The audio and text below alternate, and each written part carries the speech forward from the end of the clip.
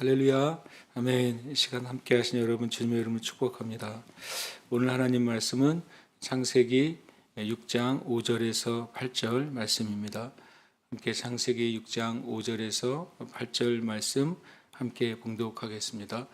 여호와께서 사람의 죄악이 세상에 가득함과 그의 마음으로 생각하는 모든 계획이 항상 악할 뿐임을 보시고 땅 위에 사람 지으셨음을 한탄하사 마음에 근심하시고 이르시되 내가 창조한 사람을 내가 지면에서 쓸어버리되 사람으로부터 가축과 기는 것과 공중의 새까지 그리하리니 이는 내가 그것들을 지었음을 한탄함이니라 하시니라.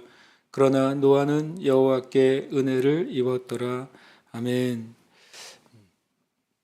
창세기 이제 6장은 인간의 타락의 상태, 인간이 아담과 하와로부터 타락한 그 상태에서 더 뛰어넘어서 하나님이 심판하실 수밖에 없는 인간의 죄의 상태를 보여주고 또 그 받을 수밖에 없는 상태 가운데서도 하나님의 구원하시는 은혜, 노아와 그의 가족을 통해 새로운 인류를 시작하시고 하나님의 구원 역사를 이어가시는 것을 우리가 창세기 6장 이후에 한번 살펴보게 됩니다.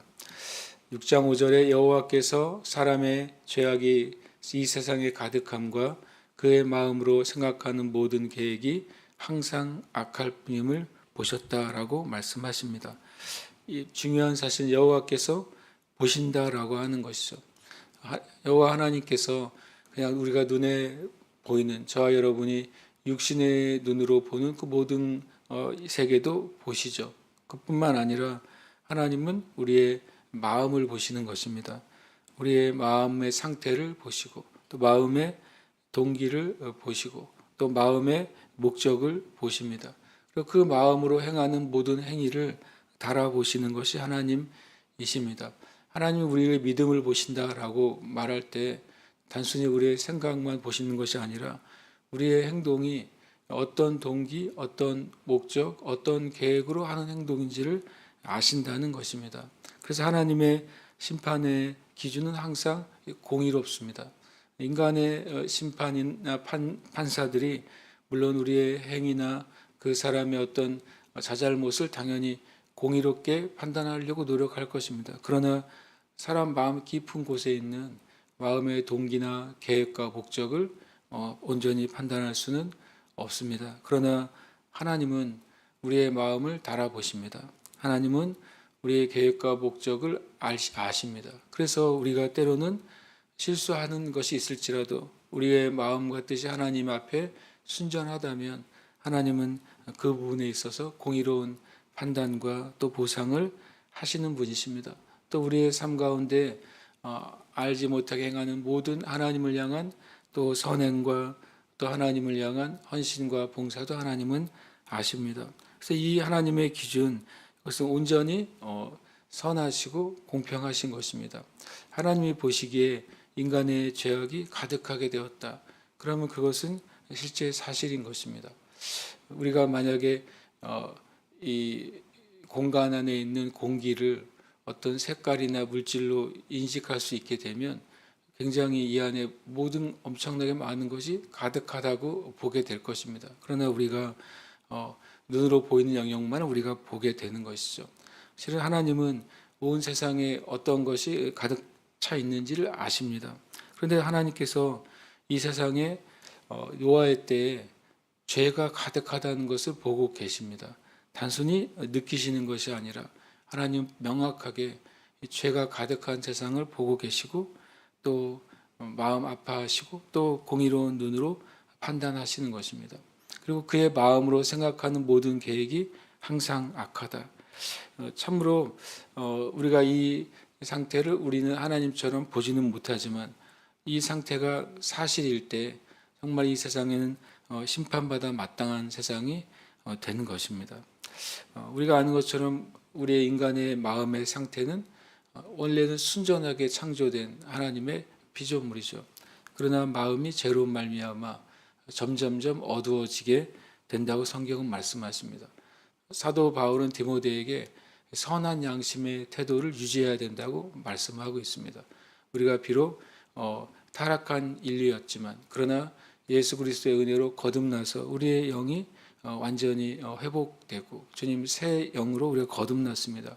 그래서 믿는 자들은 사도 바울이 권면한 것처럼 항상 하나님을 향한 마음의 동기와 목적이 합당한 상태, 선한 양심의 상태를 우리 가지고 살아가야 되는 줄 압니다. 또 그러나 그 다음에 또 선한 양심의 상태에서도 죄 가운데 노출될 때 그것은 찔림 받은 양심 또는 가책이 있는 양심의 상태로 떨어진다고 말합니다. 그래서 죄 가운데 있는 이들이 진리의 말씀을 들을 때 성경은 그 마음이 찔림을 받아 회개할 기회를 얻게 되는 것입니다. 하나님의 말씀 우리가 전해야 되는 이유가 무엇이냐면 이렇게 그 복음의 진리를 듣고 찔림을 받고 그리고 하나님께 돌아올 수 있는 사람들이 많이 준비되어 있기 때문에 그렇습니다. 그러나 이 찔림 받고 양심의 가책을 받을 수 있는 양심의 상태도 죄가 반복적으로 이루어지고 그리고 죄를 즐기고 기뻐하는 수준에 이르게 되면 그의 양심이 성경은 악한 양심의 상태로 떨어진다고 말씀하는 것입니다. 약한 양심의 상태 안에서도 그 영혼의 빛이 비치면 하나님이 그의 은혜를 베푸실 수 있는 상태입니다. 그러나 성경에는 화인 맞은 양심, 마치 그 양심의 기능이 멈춰버린 것이죠. 죄와 선을 구별하지 않고 오히려 죄와 악을 기뻐하는 상태가 됩니다. 이것이 화인 맞은 양심의 상태. 화인 맞은 양심의 상태는 실은 스스로 심판의 상태 가운데 이른 것입니다. 이 사람의 죄악이 세상에 가득하고 생각하는 것 자체가 악한 상태가 바로 화인 맞은 양심의 상태인 것이죠. 하나님이 심판하실 수밖에 없는 또 심판하는 것이 마땅한 상태인 것입니다. 우리가 항상 하나님 앞에 기도와 말씀 가운데 머물 때 우리의 마음이 하나님 앞에 선한 양심의 상태, 하나님을 향한 선한 양심의 그 갈망으로 우리가 서 있을 줄 있을 것입니다. 그러나 어쨌든 이 노아의 시대에는 이 6장 5절은 마땅히 심판받아 마땅한 노아의 시대의 상태를 보여줍니다. 우리가 이 세대를 위해서 우리가 기도할 때도 우리 자신을 포함한 이 세대가 하나님 앞에 바른 믿음의 상태, 바른 마음의 상태 가운데 있도록 우리가 기도하고 중보해야 될 것입니다. 그럴 때 주님께서 땅 위에 사람 지으셨음을 한탄하시고 근심하셨다. 그러면서 내가 창조한 사람을 내가 지면에서 쓸어버리되 사람으로부터 가축과 기는 것과 공중의 새까지 다 지면에서 쓸어버리겠다. 왜냐하면 내가 그것들을 지었음을 한탄함이니라. 이 하나님이 한탄하신다. 하나님이 근심하신다. 이런 표현은 실은 우리가 한 가지 이해가 필요합니다.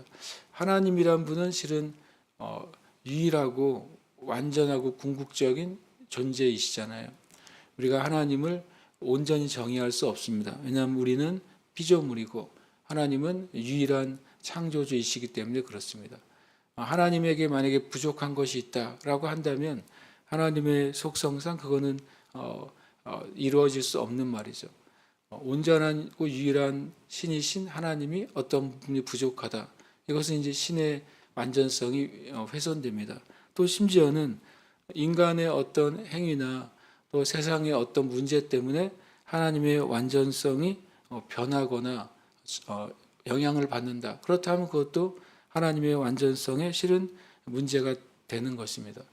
만약에 완벽한 금속이 있는데 그 금속이 어떤 다른 금속에 의해서 긁혀지거나 그래서 금속의 형태가 변형된다면 그건 완벽한 금속이 될 수 없잖아요. 마찬가지로 하나님은 유일하고 궁극적인 존재이시기 때문에 누군가가 하나님의 그 기쁨의 상태를 더할 수도 없고 덜할 수도 할 수 없는 존재인 것이죠.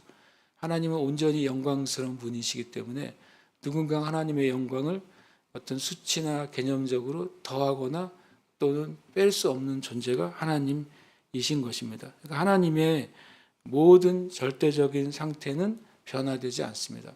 그런데 하나님이 성경에는 말씀하실 때 슬퍼하신다 이렇게 표현합니다. 그러면 하나님의 절대성이 축소되는 것인가? 하나님이 근심하신다. 그러면 하나님의 그 완전과 하나님의 완전한 지혜가 부족한 것인가? 이런 단어 자체는 우리 인간에게 있어서 만약에 누군가가 슬프다라고 말하면 그의 기쁨이 어느 정도 훼손이 된 상태가 되는 것이잖아요. 그러나 하나님은 그러실 수 없는 분이라는 사실을 우리는 먼저 알아야 되는 것입니다. 그러나 성경이 이렇게 하나님이 한탄하신다, 근심하신다, 후회하신다, 또는 슬퍼하신다 이런 표현이 나오는 것이죠. 이것은 다시 말하면 하나님의 절대적인 상태가 바뀌는 것이 아니라 우리의 인간과의 관계에 있어서 하나님의 마음이 표현되는 단어들인 것입니다.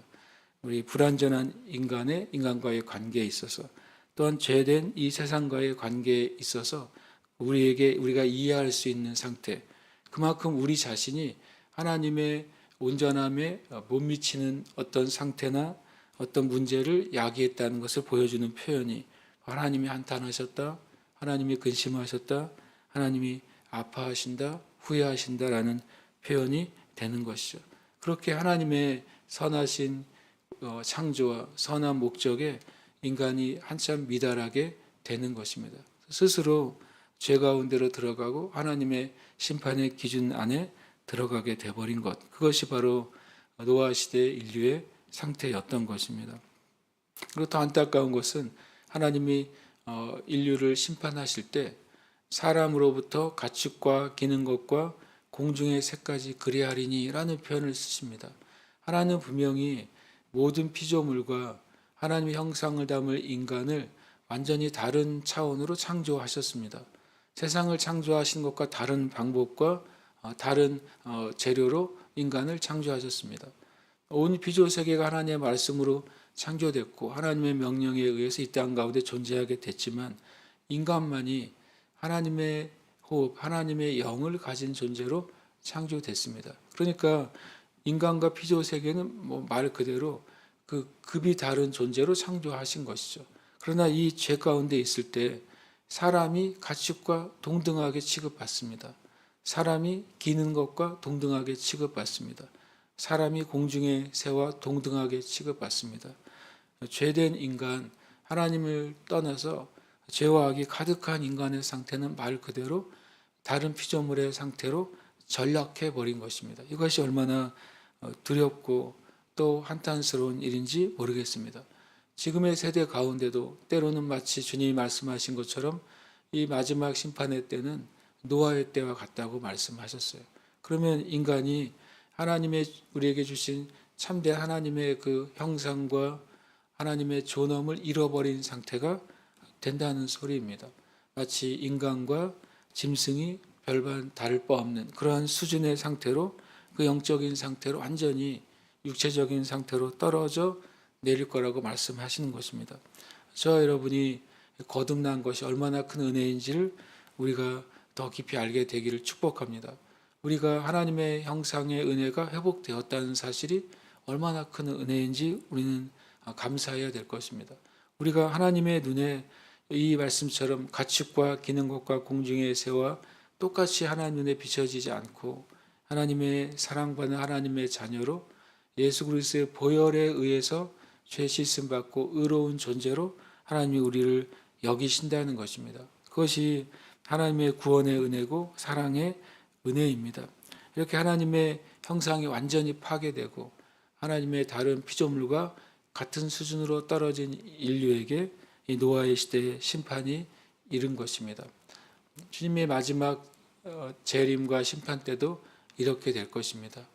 하나님을 떠난 사람들의 그 영혼의 상태가 완전히 바닥으로 떨어져서 그들의 마음이 하나님이 심판하실 수밖에 없는 상태에 이를 것입니다. 그래서 그러나 하나님의 은혜는 주님의 심판하시기 직전까지 있다는 사실을 우리는 믿습니다. 그래서 한 영혼이라도 구원하고 한 영혼이라도 주님께 돌이키는데 그 하나님의 사랑이 교회와 성도들을 통해서 나타나기를 원하시는 줄 믿습니다. 6장 8절은 정말 이제 소망의 구절이 됩니다. 7절까지는 소망이 없습니다. 왜냐하면 하나님이 심판하시기로 결정한 상태가 되어버렸기 때문에 그렇습니다. 근데 이 표현은 그러나 노아는 그 말은 뭐냐면 온 세상이 죄로 가득했지만 그러나 노아는 이렇게 말하는 것이죠. 인간의 영적인 상태가 짐승과 같은 상태가 되어 버렸지만 그러나 노아는 이라고 말하고 있는 것입니다. 이것이 참 소망의 말입니다. 우리가 이렇게 말할 수 있습니다. 세상이 정말 어쩌다가 이렇게 이런 죄와 악들이 생겼는가라고 한탄하는 세상이 됐다고 말할지 모릅니다. 그러나 믿는 자는 거기서 끝나서는 안 됩니다. 그러나 노아는 은혜가 있다는 사실을 우리는 고백해야 됩니다. 그러나 노아는 여호와께 은혜를 입었습니다. 하나님이 후회하시고 한탄하셔서 이 세상을 다 심판하시기로 결정한 그때에 하나님의 은혜가 있다는 사실을 말씀하고 있습니다. 이 창세기 6장 8절에 원문의 의미는 이렇게 되어 있습니다. 그러나 노아는 여호와의 눈에서 은혜를 발견했다. 이렇게 되어 있습니다. 한글 표현은 여호와께 은혜를 입은 거잖아요. 이건 수동적이죠. 그러나 원문의 의미는 노아가 하나님을 바라봤고 그 하나님의 눈 안에서 은혜와 긍휼과 자비를 발견했다라고 말하고 있습니다. 그러면 마치 이제 그림이 이렇게 됩니다. 하나님이 온 세상을 보시면서 하나님을 찾는 자가 있는가, 하나님의 은혜를 구하고 하나님 앞에 겸손하게 하나님의 사랑을 구하는 자가 있는가 보시는데 온 세상이 죄로 가득했고 사람의 마음이 그 계획 자체가 악하고 어두워져서 심판의 상태에 이를 수밖에 없었다는 것입니다. 그런데 마치 깜깜한 어둠 속에서 작은 불빛처럼 노아 한 사람이 하나님을 향해서 은혜를 구하고 하나님의 자비와 긍휼을 구하는 그 노아를 주님이 발견한 것이죠. 그것이 바로 이 창세기 6장 8절의 그림이라는 것입니다. 그래서 우리가 이 노아를 통해서 악한 세대에서도 믿는 자들이 있다는 사실을 우리는 봐야 되겠구나. 심판의 상황 가운데서도 하나님의 은혜가 임할 수 있는 사람들이 있구나라는 사실을 우리는 보아야 되는 것입니다. 그래서 이 마지막 때에도 동일하게 저와 여러분 자신이 하나님께 은혜를 입은 자인 줄 믿습니다. 저와 여러분이 이 땅에 빛과 소금으로 하나님이 부르시고 모든 이 땅의 영역 가운데 믿는 자들을 두셔서 소망이 되고 또 구원이 되고 또 기쁨이 되도록 우리를 부르셨다는 사실을 우리가 믿음의 눈으로 밝히 보고 그 위에 서야 될 줄 믿습니다. 그래서 우리는 골로새서 3장 말씀처럼 정말 위에 계신 주님을 찾는 저와 여러분이 되시기를 축복합니다. 그러므로 너희가 그리스도와 함께 다시 살리심을 받았으면 위의 것을 찾으라. 거기는 그리스도께서 하나님 우편에 앉아 계시느니라.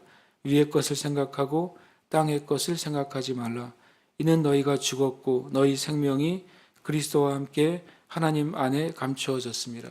이 골로새서 3장 말씀처럼 노아는 그 어둠의 때, 심판의 때, 죄가 가능한 때 위에 계신 하나님을 바라본 것입니다. 저 여러분이 오늘도 그 주님을 바라보는 하루가 되시기를 축복합니다. 위에 계신 하나님으로부터 오는 것은 평강이요. 위에 계신 하나님으로부터 오는 것은 권능과 능력과 축복인 줄 믿습니다. 우리가 예수님 안에 있을 때 이 땅의 죄와 악과 저주의 가운데 살지 아니하고 하나님의 평강과 또 은혜와 축복 가운데 살아가는 것을 우리가 믿음으로 고백하는 하루, 이렇게 고백하며 은혜 가운데 나아가는 또 주말이 되시기를 축복합니다. 함께 이 시간 기도 제목 함께 읽고 기도하겠습니다. 교회와 성도들이 악한 세상과 어둠이 아니라 하나님과 예수 그리스도를 바라보는 영적 눈이 열리게 하시고 하나님 아버지와 주 예수 그리스도로부터 임하는 은혜와 권세로 평안과 승리하는 믿음의 삶을 살게 하소서. 함께 기도하겠습니다.